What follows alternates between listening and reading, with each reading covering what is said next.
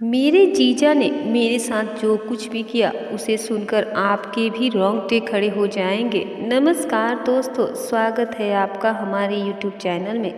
दोस्तों, अगर आप हमारे चैनल पर नए मेहमान दर्शक बनकर आए हैं तो चैनल को सब्सक्राइब ज़रूर कर दीजिएगा। आपका एक सब्सक्राइब हमारे लिए बहुत अनमोल है। तो चलिए दोस्तों, अब आपको आगे की कहानी सुनाती हूँ। इंसान बहुत ही खुदगर्ज होता है। वो हमेशा ही उसकी इच्छा करता है जो उसके पास मौजूद ना हो, और जो मिल जाए उसका शुक्र अदा नहीं करता। इंसान की नेचुरल आदत होती है, उसे हमेशा अच्छे से अच्छा चाहिए होता है, मगर देने वाले की जात हमेशा तुम्हें वही देती है जो तुम्हारे लिए अच्छा होता है। एक बच्चा जितनी मर्जी जिद करके आग में गिरने की या जनते आग के पास जाने की जिद करता है, लेकिन उसकी माँ उसकी जिद पूरी नहीं करती, उसे रोक देती है, उसे डांट देती है। वैसे ही खुदा भी इंसान को बचा लेता है, मगर वो उसे वो नहीं देता जो जिसकी वो जिद करे और इसके लिए नुकसानदेह साबित हो। मगर इंसान तो इंसान है, वो एक पर कहाँ खुश होता है। ऐसी ही कहानी मैं आप लोगों को सुनाने वाली हूँ। ये मेरी खुद से ना शुक्री की कहानी है, जिसकी सज़ा मुझे आज भुगत रहा हूँ। वो एक पल का डर मुझे सुकून से जीने नहीं देता है। मैं कभी भी खुलकर सांस नहीं ले पाया। मैं बहुत छोटा था जब मेरे पापा का इस दुनिया से चल बसे थे। 5 बहनों का इकलौता भाई था। मेरी माँ सीधी सादी घरेलू औरत थी, बाहर की दुनिया से बिल्कुल अनजान थी। पापा के मरने के बाद घर की सारी जिम्मेदारी मेरे कंधों पर आ गई थी। माँ की सब उम्मीदें अपने इकलौते बेटे यानी मुझ पर ही लगी हुई थी। मजबूरन मुझे अपनी पढ़ाई को छोड़ना पड़ा, क्योंकि मुझे अब अपनी बहनों और माँ की ज़रूरतें पूरी करनी थी। मैं छोटी सी उम्र में काम करने लग गया था। मुश्किल समय था, मगर जो जख्म कच्ची उम्र में लगे थे उनके निशान पूरी जिंदगी साथ रहे। मेरे दिल में बेकार की नफरतें भरने लगी थी। मुझे हमेशा उस चीज़ से नफरत होती थी जो मेरे पास थी, और वो हमेशा उस चीज़ की तलब रहती थी जो मेरे पास नहीं थी। बचपन में कभी बच्चों को स्कूल जाते देखता तो हमेशा खुदा से शिकायत करता कि काश पापा को हमसे ना छीनता तो आज मैं अपनी शौक पूरी कर लेता। वक्त तो वक्त है, गुजरा तो वक्त गुजर ही जाता है। मैंने अपनी 5 बहनों की शादी कर दी, मगर मैं खुद अब तक शादी नहीं कर पाया था। मैं अब 33 साल का हुआ तो माँ ने कहना शुरू कर दिया कि शादी कर लो ताकि घर संभालने वाली आ जाए। मुझसे अब और काम नहीं होता।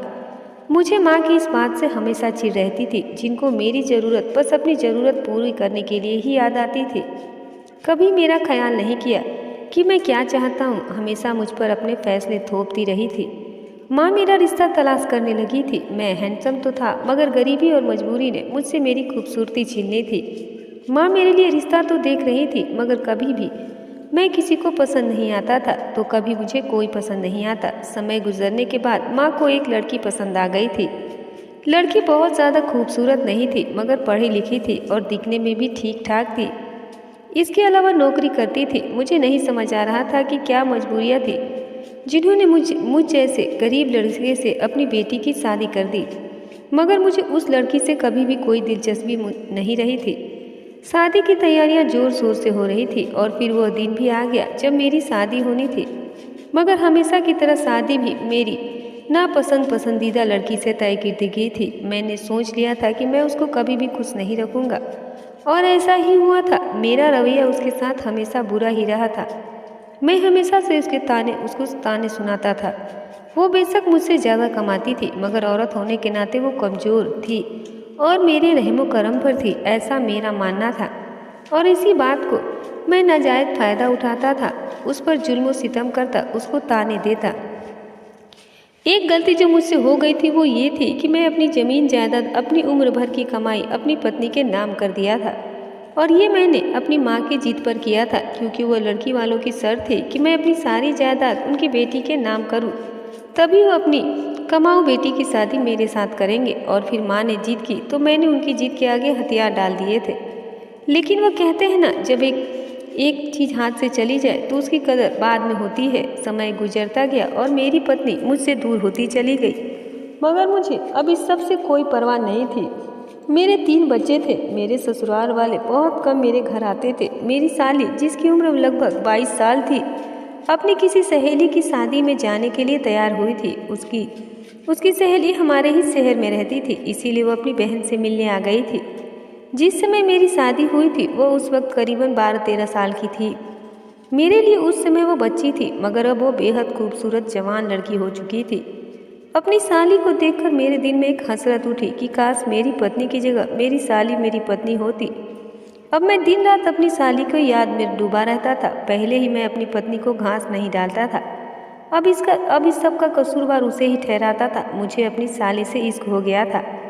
मैं अपनी साली के इश्क में इतना पागल हो गया कि उसको पाने के लिए नए नए मंसूबे बनाने लगा था। मुझे तो जैसे खुदा याद ही नहीं रहा था। मुझे ऐसा लग रहा था कि मेरी जात ही सबसे ऊपर है, मगर मैं भूल गया था कि एक जात मुझसे भी ऊपर है जो मेरी हर चाल को नाकाम बनाना जानती है। मैंने अपनी साली से जब प्यार का इजहार किया तो पहले तो वो सोच विचार करती रही, मगर 1 महीने के इंतजार के बाद उसने मुझे हाँ कर दी और बोली कि मैं तुमसे शादी करना चाहती हूँ। साली की हाँ सुनकर मैं बहुत खुश हो गया था। मुझे और क्या चाहिए था, मगर उससे पहले मुझे अपनी पत्नी से जान छुड़ानी थी ताकि मैं अपनी साली से आसानी से शादी कर सकूं। मैंने बहुत कोशिश किया कि वो मुझसे तलाक ले ले ताकि मेरी बदनामी ना हो और मेरी साली के घर वाले आसानी से अपनी दूसरी बेटी का रिश्ता मुझे दे दे, मगर मेरी पत्नी बहुत जिद्दी थी। वो मेरी मारपीट तने सब कुछ बर्दाश्त करती रही, मगर उसने वो मुझे तलाक लेने के लिए मुझसे राजी नहीं हुई। मगर एक बात जो बहुत अजीब साबित हुई थी वो ये थी कि मेरी पत्नी अब खामोश रहने लगी थी। मेरी किसी भी जुल्म के बदले मुझे कुछ भी नहीं कहती थी। मुझे उसकी खामोशी अंदर ही अंदर घायल करती जा रही थी। मुझे इस बात से सख्त उलझन महसूस होती थी कि आखिर वो अब चाहती क्या है। एक दिन रात का समय मैं सो रहा था कि मुझे अपने कमरे में किसी की बातों की आवाज़ आने लगी। मेरी आंख खुली तो मेरी पत्नी न जाने किससे हल्की आवाज़ में बातें कर रही थी। मैं जब उसके पास गया तो वो मुझे देखकर एकदम से घबरा गई और डरते डरते फ़ोन बंद कर दिया। मैंने गुस्से में उससे पूछा कि किससे बातें कर रही हो, तो वो कहने लगी कि कोई नहीं था, मेरी एक पुरानी सहेली थी। मुझे काफ़ी हैरत हुई कि रात के समय कौन सी सहेली थी जो मेरी पत्नी से बातें कर रही थी। इतने समय में मैं एक बात तो जान गया था कि मेरी पत्नी बहुत ही ज़्यादा शरीफ औरत है। उसमें ऐसा कोई भी ऐब नहीं था जिसके कारण मैं उसको छोड़ सकता। उस दिनों तो मैं नज़रअंदाज करके उस दिन सो गया, मगर मेरी हैरत की हद ना रही जब ये रोज़ का रूटीन बन चुका था। मेरी पत्नी कभी छत पे जाकर तो कभी किचन में तन्हा अकेली पता नहीं किससे 2-2 3-3 घंटे बातें करती रहती थी। मुझे अपनी पत्नी पर अब और गुस्सा आने लगा था, क्योंकि मेरी पत्नी फ़ोन पर बातें करने के बाद बहुत ही रिलैक्स हो जाती थी और एकदम से खुश रहने लगती थी। मगर कुछ कह भी देता तो मुस्कुराकर मेरी बात को मजाक में उड़ा देती थी। एक दिन मैं अपने काम पर गया, मगर कुछ कागज़ डॉक्यूमेंट घर पर भूल गया था, जिसको लेने के लिए मैं घर में वापस आया। मगर सामने का मंजर देखकर मेरी आंखें हैरत से फटी की फटी रह गई। जब अपनी पत्नी के साथ अपनी साली को खुश देखा। मेरी साली मेरी पत्नी के साथ बहुत खुश नजर आ रही थी, मगर मुझे अपने सामने देखकर दोनों के रंग सफ़ेद पड़ गए थे, जैसे कि उनकी कोई चोरी पकड़ी गई हो। दोनों एक दूसरे का चेहरा देखने लगे थे। मुझे बहुत हैरत हुई कि आखिर मेरी साली यहाँ क्या कर रही है, और वो भी मुझे बिना बताए। मैं धीरे से कदम उठाता दोनों बहनों के पास पहुँच गया। मेरी साली भी मेरी तरफ देख रही थी और फिर मुस्कुराने लगी। मुझे उसकी मुस्कुराहट बहुत अजीब लगी, जैसे उसकी मुस्कुराहट में कोई राज छिपा हो। मैं उसका हाल चाल पूछने के बाद कमरे में चला गया, जबकि मेरी पत्नी किचन में चली गई। मेरी साली मेरे पीछे ही मेरे कमरे में आ गई और मुझसे कहने लगी कि कैसा लगा सरप्राइज, चौंक गए ना मुझे यहाँ देखकर? मैं तो यहाँ इसीलिए आई थी ताकि आपको रात में सरप्राइज दूंगी, मगर आपने एकदम से आकर मुझे ही चौंका दिया। अपनी साली की बात सुनकर मैं खुश हो गया और उससे बातें करने लगा। इतनी देर में मेरी पत्नी ने मेरी साली को आवाज़ दी तो वो एकदम से घबरा गई और कहने लगी कि दीदी को कहीं शक ना हो जाए, इसीलिए मैं दीदी के पास जा रही हूँ और आप जल्दी से कुछ करें, आपके बगैर अब मुझसे रहा नहीं जाता। मैं तो उसके इकरार पर ही निहाल हो गया था। मुझे समझ ही नहीं आ रहा था कि मैं खुशी से झूमूं या नाचूं, क्योंकि ज़िंदगी में पहली बार मुझे मेरी पसंद का कुछ मिल रहा था। पूरी ज़िंदगी अपनी ख्वाहिशों को दबाकर मैंने सब ख्वाहिशों को पूरा किया था। मैंने दूसरों की ख्वाहिशों को सिर्फ पूरा करता रह गया था। इस समय भी मेरे तीनों बच्चों स्कूल गए हुए थे, तभी मैं और मेरी साली इतने सुकून से मुलाकात कर सकते थे। अब तो मेरा दिल भी मेरा 20-22 साल के लड़कों का हो चुका था। मैं भी जल्द से जल्द अपनी साली से शादी करना चाहता था। मेरी साली कमरे से गई तो मैं भी काम पर वापस निकल गया। रास्ते में चलते हुए मुझे एक जगह नजर आई जहाँ की कीड़े मकोड़े मारने वाले जहरीले दवाई बिका करती थी। मेरे दिमाग में एकदम से तरकीब सूझा। जो बात मेरे दिमाग में चल रहा था वो सोचते हुए मेरी जान लबों पर आ गई। मेरा पूरा शरीर थरथर रहा था। मुझे पहले तो बहुत डर महसूस हुआ, मगर मैंने चूहे मारने वाली दवा खरीद ली और जब शाम को घर गया तो अपनी पत्नी को बच्चों के साथ हंसते हुए देखकर मेरे दिल में आग उठने लगी। मेरी जिंदगी में आग लगाकर वो खुद कैसे हंस सकती थी। हैरानी की बात तो ये थी कि मेरी साली अभी भी मेरे घर पर ही मौजूद थी। मैंने अपनी साली के इशारे से अपने कमरे में बुलाया, जो मेरी पत्नी के साथ मिलकर बच्चों के साथ बातों में व्यस्त थी। मैं कमरे में गया। मेरी साली अभी तक नहीं आई थी। आधे घंटे के इंतजार के बाद जब कमरे में आई तो वह मुझ पर गुस्सा होने लगी और बोली कि दीदी को शक हो जाएगा, मुझे ऐसे आप बार बार मत बुलाया करो। मैंने उसकी बात को सुना और उसे कहा कि मैं तुम्हें एक खास काम के लिए यहाँ पर बुलाया है। मेरी साली हैरान नज़रों से मेरी तरफ देखने लगी और बोली कि जल्दी बताओ, कहीं दीदी ना आ जाए। मैं उसके सामने वो दवा रख दिया। मेरे हाथ में जहरीली दवा देखकर मेरी साली की सांस अटक गई। वो आंखें फाड़े मेरी तरफ देखने लगी और मुझसे पूछा कि ये क्यों लाए हो। मैंने उसको साफ शब्दों में अपना सारा प्लान समझा दिया कि मैं अपनी पत्नी को रास्ते से हटा दूंगा और फिर हम दोनों शादी कर लेंगे। मेरी साली भी मेरी तरह डर गई थी, मगर जब मैं उसको हौसला दिया, उसे समझाया कि एक यही रास्ता है जिससे हम एक हो सकते हैं, तो मेरी साली कुछ देर सोच विचार करती रही और दिल में मचलता हुआ सवाल पूछने लगी कि अगर किसी को खबर लग गई तो क्या होगा। मैंने उसको समझाया कि यह दवा मैं उसको खाने में डाल दूंगा और लोगों को लगेगा कि उसको फूड पॉइजनिंग हो गई, जिसकी वजह से उसकी मौत हो गई है। किसी को खबर तक नहीं होगी। मेरी साली भी मेरे इस जुर्म में हिस्सेदार बन गई। जब इंसान गुनाह करता है तो वह सब भूल जाता है कि हम सब पर नज़र रखने वाला भगवान भी है। अभी हम बात ही कर रहे थे जब कमरे के बाहर किसी के चलने की आवाज़ आई। मुझे एकदम से घबराहट होने लगी। तभी मैं जल्दी से किचन के बाहर देखा, मगर कमरे के बाहर कोई भी मौजूद नहीं था। मैं नज़रअंदाज करके वापस कमरे में आ गया और अपनी साली को रात के लिए तैयार करने लगा। उसे अपनी तरकीब समझाने लगा। जब सब बच्चे सो गए थे तब मैंने अपनी पत्नी और अपनी साली से बाहर जाकर कुछ खाने को बोला।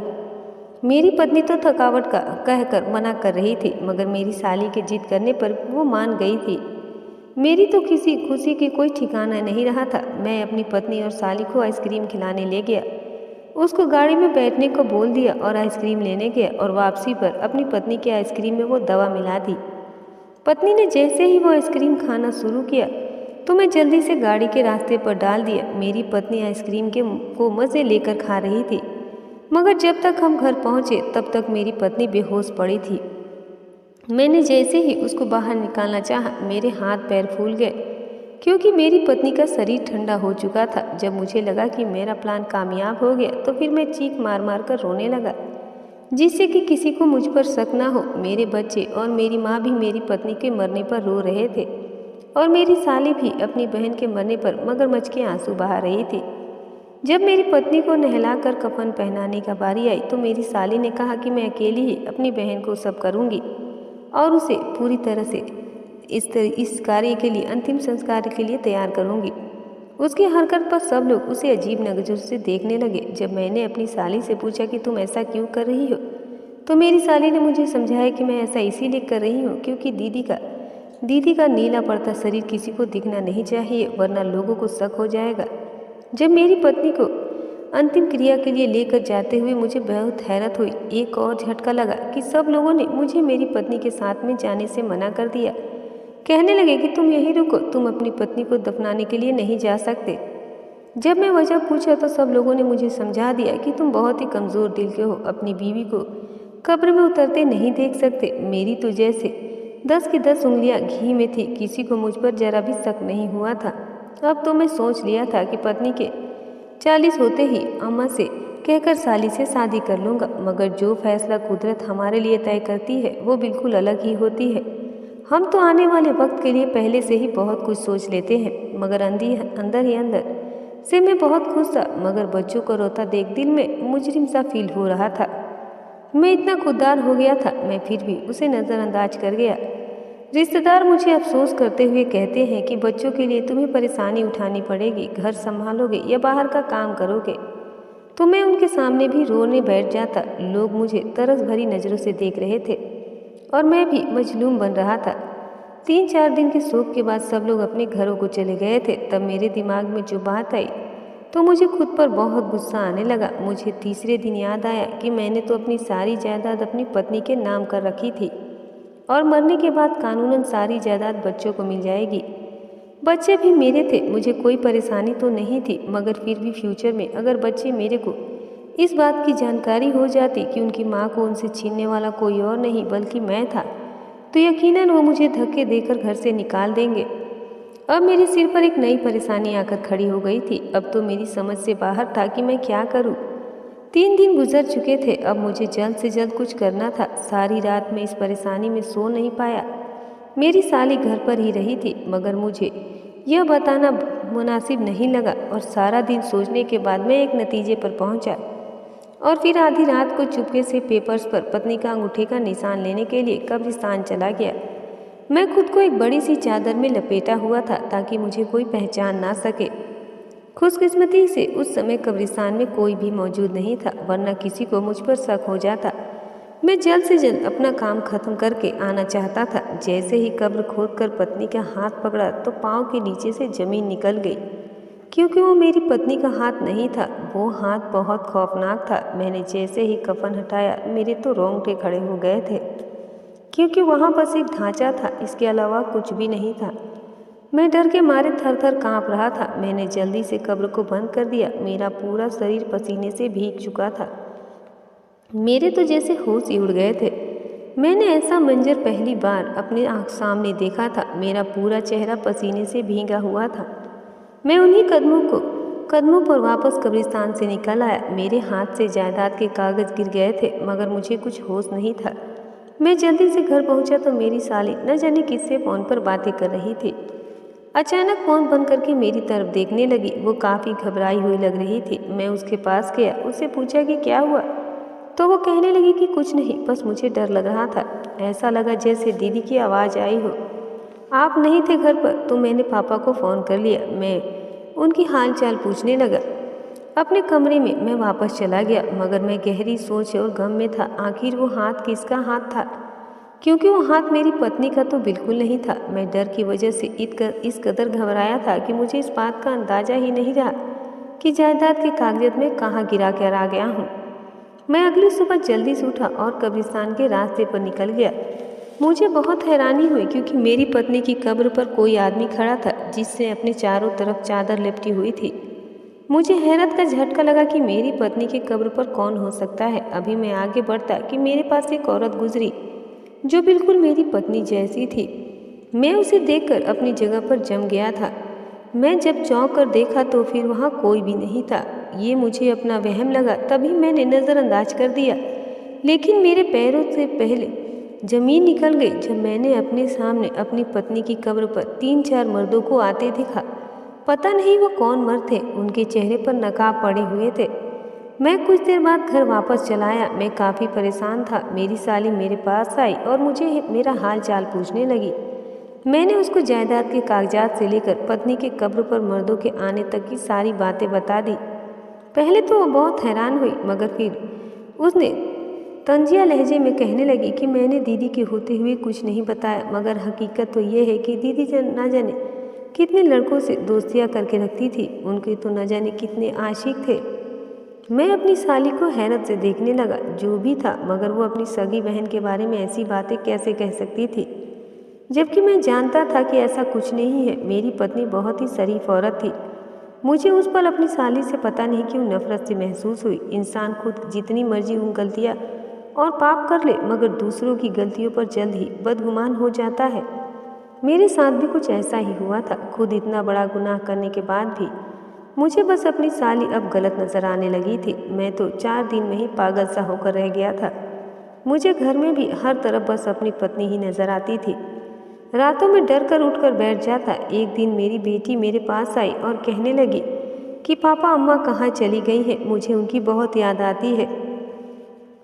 दीदी तो ठीक से नाश्ता भी नहीं देती और मुझसे घर के सारे काम करवाती है। अपनी बेटी के मुंह से ये बात सुनकर मेरे माथे पर पसीना आना शुरू हो गया। मैंने अपनी साली को आवाज़ दी। जैसे ही वो कमरे में आई, मैंने उसको गुस्से से पूछना शुरू कर दिया कि तुम मेरे बच्चों पर जुल्म क्यों करती हो। तो वो कहने लगी, क्योंकि जहाँ तुम्हारी पत्नी मुझे बर्दाश्त नहीं करती थी, वहाँ ये भी मुझे बर्दाश्त नहीं है। मैं तो अपनी साली की बात पर हैरान रह गया था। मैं जिससे मोहब्बत करता था, मैं जिसको पाने के लिए अपनी पत्नी को रास्ते से हटा दिया था, वो लड़की मेरे बच्चों को भी घर में बर्दाश्त नहीं कर पा रही थी। मेरी आंखों के सामने एकदम मेरी पत्नी का चेहरा घूम गया। जब मेरी पत्नी बच्चों के खातिर रात रात भर जागती रहती थी और सुबह उठते ही मेरे सारे काम करती थी।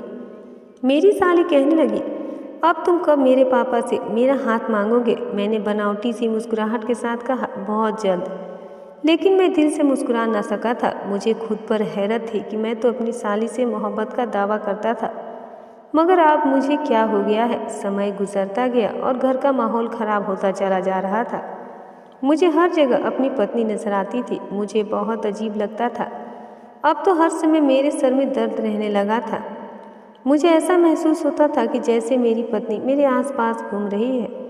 इस पर मेरी साली का बदलता मिजाज मेरी समझ से बाहर था। एक दिन रात के समय घर आया तो पानी पीने के लिए सीधा किचन में जाने लगा, मगर रास्ते में मेरी साली के कमरे से बातों की आवाज़ें आ रही थी, जैसे वो किसी से बातें कर रही हो। मैं जैसे ही कमरे का दरवाज़ा खोला तो वो अकेले ही खुद से बातें कर रही थी। मुझे उसके दिमागी हालत पर शक हुआ। मैंने अपनी साली से पूछा कि तुम किससे बातें कर रही हो। तो वो कहने लगी कि मैं किससे बात करूँगी, मैं तो यहाँ अकेली हूँ, मैं किससे और क्यों बात करूँगी। इतना कहते ही वो कमरे से बाहर चले गई। मुझे कमरे में अजीब सी हलचल महसूस हो रहा था, मगर मैंने नज़रअंदाज किया और बाहर चला गया। किचन से पानी पिया तो ऐसा महसूस हुआ जैसे कि किचन के दरवाजे पर कोई खड़ा है। मैंने जैसे ही मुड़कर देखा, मुझे वहाँ एक साया सा महसूस हुआ। मैं जल्दी से किचन के दरवाजे पर गया, मगर वहाँ पर कोई नहीं था। मुझे बहुत खौफ महसूस होने लगा तो मैं सीधा अपनी माँ के कमरे में चला गया। मैं उनकी गोद में सर रखकर फूट फूट कर रोने लगा। मेरी माँ मुझे देखकर परेशान हो गई और कहने लगी कि क्या हुआ, रो क्यों रहे हो। उनकी परेशानी देखकर मैं अम्मा को तसल्ली दिया और झूठ बोल दिया कि मुझे अपनी पत्नी की याद आ रही है, जबकि सच तो ये था कि मुझे बहुत ज़्यादा डर महसूस हो रहा था। मेरी पत्नी का 40वां हुआ तो रिश्तेदारों ने रट लगा दिया कि दूसरी शादी कर लो। शादी तो मैं पहले ही करना चाहता था, मगर मैं बहाने से पहले अब टालता जा रहा था कि जब सब ये ना समझने लगे कि मैं शादी की जल्दी है मुझे, इसीलिए मैंने शादी के लिए कुछ दिन और मोहलत मांग ली। मगर 3 महीने के बाद जब मेरी अम्मा मुझे कहने लगी कि अब शादी कर लो, बच्चों को संभालना मेरे बस का काम नहीं है, तब मैं उनके सामने मजबूर हो गया था और बोला कि बच्चों के लिए सौतेली माँ लाने से दिल डरता है। तो अम्मा कहने लगी कि फिर क्या किया जाए, शादी नहीं करोगे तो कैसे चलेगा। मैं दिल ही दिल में खुश भी था। मैं अम्मा से मजबूर शक्ल बनाकर कहा कि अम्मा काश ऐसा हो जाए जो बच्चों की माँ जैसी ही आ जाए। अम्मा भी सोचने लगी। मैंने अम्मा से कहा कि मुझे किसी और लड़की से भरोसा नहीं है, आप मेरी साली से ही बात करें। तो अम्मा हैरानगी से मुझे देखने लगी। मैंने अम्मा से कहा कि अम्मा एक वही है जो बच्चों को अच्छे से ख्याल रख सकती है। मेरी माँ तो पहले सोचती रही, फिर बोली कि पता नहीं वो मानेगी या नहीं मानेगी, बेटा तो उम्र में बहुत बड़ा है। मैंने अपनी माँ से कहा कि माँ वो मान जाएगी, क्योंकि उसमें मैंने अपनी पत्नी की झलक देखी है, बच्चों से बहुत मोहब्बत करती है, वो इस घर को आबाद कर देगी। मेरी माँ जिद पर मान गई और अगले ही दिन साली का रिश्ता लेने उसके घर चली गई। मुझे बेसब्री से इंतजार था। वैसे भी जब से साली मेरी पत्नी का 40वां करवा कर अपने घर गई थी, मुझे उसकी बहुत याद सताने लगी थी। मैं अम्मा को तो राजी करके अपने ससुराल भेज दिया। एक टेंशन अब मुझे सताने लगा कि क्या मेरे ससुर मान जाएंगे, मगर मुझे ज़्यादा इंतजार नहीं करना पड़ा। अम्मा जल्दी ही घर लौट आए, मगर वो बहुत चुपचाप सी थी और मुझे अजीब सी नज़रों से देखने लगी थी। मुझे शक हुआ तो मैं अम्मा से पूछा कि सब ठीक तो है ना, आप इतना चुप क्यों हैं। अम्मा ने कहा कि नहीं, ऐसी बात नहीं है, मैं उदास नहीं हूँ बल्कि खुश हूँ कि बच्चों को उनकी माँ मिल जाएगी। फिर से मैं अम्मा की बात पर खुश हो गया। शादी की तैयारियाँ जोर जोर से होने लगी थी। मैं खुशी खुशी हर काम में हिस्सा ले रहा था, मगर उस दिन के बाद से अम्मा का रवैया काफ़ी बदला सा था। मगर मैं जैसे हर चीज़ को भुला दिया था। और फिर वो दिन भी आ गया जब हमारी शादी होनी थी। मैं बेसब्री से मेरी बेसब्री उफान ले रहा था। आखिरकार मेरी पसंद मुझे मिलने जा रही थी। शादी से कुछ देर पहले एक औरत जिसने घूंघट निकाला हुआ था मेरे पास आई और एक कमरे की तरफ इशारा करने लगी और मेरे हाथ में एक पर्चा पकड़ाकर जल्दी से चली गई। मैंने जैसे ही वो पर्ची खोला उसमें लिखा था, मैं तुम्हारा उस कमरे में इंतज़ार कर रही हूँ। मैं शादी से पहले तुमसे कुछ बात करना चाहती हूँ। जल्दी आओ इससे पहले कि शादी के लिए बुलावा आ जाए। पहले तो मुझे हैरानी हुई। इतना तो मैं समझ गया था कि ये मेरी होने वाली पत्नी है, मगर ऐसी क्या बात करनी थी जो शादी के बाद नहीं हो सकती थी। मगर मैं पैर झटकता उससे मिलने चला गया। कमरे का दरवाज़ा खोलते ही मेरे सामने दुल्हन के जोड़े में एक औरत खड़ी थी। उसने अपने चेहरे पर घूंघट डाल रखा था। मैं मुस्कुराकर उसके पास गया। उसे अपनी होने वाली पत्नी से बोला कि क्या हुआ, अब क्या मेरा इंतज़ार भी नहीं कर सकती? वो ना में सिर हिलाने लगी। मुझे हैरत हुई कि मेरी साली कुछ बोल क्यों नहीं रही है। मैंने उससे कहा, अच्छा चलो जल्दी बताओ क्या कहना था। तब एकदम से मेरी तरफ मुड़ी, मगर सामने खड़ी लड़की को देखकर मुझे लगा कि मैं दूसरा सांस नहीं ले पाऊंगा, क्योंकि वो कोई और नहीं बल्कि मेरी पत्नी थी। मेरी आंखें अब फटी की फटी रह गई थी। अपनी पत्नी को देखकर मुझे अपनी आंखों पर विश्वास नहीं हो रहा था। मेरी पत्नी कहने लगी कि क्या हुआ, क्या बहुत तेज झटका लगा? क्या सोच रहे हो, यही ना कि तुमने तो मुझे मार दिया था, फिर मैं यहाँ कैसे आई? अपनी पत्नी की बात सुनकर मैं बौखला गया और कहने लगा कि तुम तो मर चुकी हो। ये तुम नहीं हो, मेरा ये वहम है। तुम बार बार मुझे तंग करने के लिए क्यों आती हो? मेरा पीछा छोड़ दो। मेरी पत्नी कहने लगी कि ठीक है, मैं छोड़ दूंगी तुम्हारा पीछा, बस मुझे इतना बता दो कि तुमने मुझे मारा क्यों। मैंने लंबा सांस लिया। मेरा दिल बहुत ज़ोर ज़ोर से धड़कने लगा था। मैंने उसको बस इतना कहा कि बचपन से लेकर अब तक मेरी पसंद से कुछ नहीं हुआ था। मुझे अपनी हर ख्वाहिश पूरी करनी थी। ऊपर से तुम्हारा वजूद मेरे लिए एक नापसंदीदा वजूद था। मैं तुमसे हमेशा से नफरत करता रहा था। मेरे दिल में तुम्हारे लिए कभी कोई जगह नहीं बन सकी थी, मगर अब मैं तुम्हारे साथ नहीं रह सकता था। मैंने तुम पर बहुत जुल्म किया ताकि तुम मेरी ज़िंदगी से खुद चली जाओ। मैं एक गलती कर बैठा था कि मैं अम्मा की जिद पर तमाम जायदाद तुम्हारे नाम कर चुका था। अगर तुम खुद तलाक ले लेती तो सारी जायदाद आज मेरे पास वापस आ जाती, मगर ना तुमने तलाक लिया और ना ही मेरी जायदाद में मेरा वापस मुझे आया। इस पर मुझे तुम्हारी बहन से मोहब्बत हो गई, क्योंकि वो बहुत ही सुंदर थी। मैंने उससे शादी करने का फैसला किया है। वो भी मुझसे मोहब्बत करती थी। तभी मैंने तुम्हें रास्ते से हटाने की साजिश रची, जिससे तुम्हारी बहन ने मेरा साथ दिया है, और फिर हम दोनों ने मिलकर तुम्हें रास्ते से हटा दिया। अब खुद के लिए मेरी जान छोड़ दो। मैं अपनी ज़िंदगी सुकून से अपनी मर्जी के साथ गुजारना चाहता हूँ। मेरा इतना ही कहना था कि दरवाज़ा खोलने की आवाज़ आई। मैं पीछे मुड़ा तो पुलिस हाथ में हथकड़ियाँ लिए खड़ी थी। मैं एकदम से चौंक गया। जब मैं वापस संभाल कर देखा तो मेरी पत्नी भी वहाँ पर खड़ी मुस्कुरा रही थी। पुलिस के पीछे से मेरी साली बाहर आई और ज़ोर ज़ोर से कहने लगी कि तुम्हें क्या लगा था मैं अपनी सगी बहन को, जिसने मुझे माँ बनकर पाला, उसे मारकर तुम्हारे साथ शादी कर सकती हूँ? ऐसा कैसे मुमकिन था? जिस दिन तुमने ये साजिश शुरू की और जिस दिन तुमने मुझसे शादी का पैगाम भेजा, उस रोज़ से मैं दीदी को सब कुछ सच बता दिया था। मैंने उनसे कोई बात नहीं छुपाई थी। दीदी ने मुझे ये सब नाटक करने के लिए कहा था ताकि वो तुम्हारी असलियत जान सके, मगर तुमने क्या किया? उन्हें मारने की कोशिश की। वो तो शुक्र है कि तुमने मुझे इस साजिश के बारे में पहले बता दिया था और मैंने दीदी को सावधान कर दिया था। जिस समय तुम दीदी के लिए आइसक्रीम लेने गए, उस समय मैं भी तुम्हारे पीछे दूसरी से आइसक्रीम ले आई थी और दीदी को उनका मनपसंद फ्लेवर दे दिया, ताकि जैसे ही तुम उनके लिए आइसक्रीम ले लो तो वो आइसक्रीम बदलकर मेरी दीदी लाई हुई मेरी आइसक्रीम खाना शुरू कर दे, जिससे कि दीदी बच गई, मगर तुम्हारी नज़रों से छिपी रही। बार बार तुम्हें डराने के लिए वो तुम्हारे सामने साया बनकर आती थी, मगर तुम तो ढीठ निकले। तुम्हें तो किसी चीज़ का असर ही नहीं हुआ। मैं अपनी साली की बात सुनकर हैरान रह गया था। मैं तो खुद एक चाल चल रहा था, मगर इस बात से अनजान था कि मेरे साथ इतना बड़ा खेल खेला जा रहा था। मेरा पूरा शरीर पसीने से भीग चुका था। मेरे चेहरे पर आए पसीने को साफ किया और घबराई हुई नज़रें से पहले अपनी पत्नी और फिर पुलिस इंस्पेक्टर की तरफ देखा, जिसे आगे बढ़कर मुझे हथकड़ी लगाई और मुझे जेल ले गए। मेरी पत्नी ने मुझे घर आने से मना कर दिया था। मुझे मेरे घर से बेदखल कर दिया गया था। मुझे सिर्फ 2 साल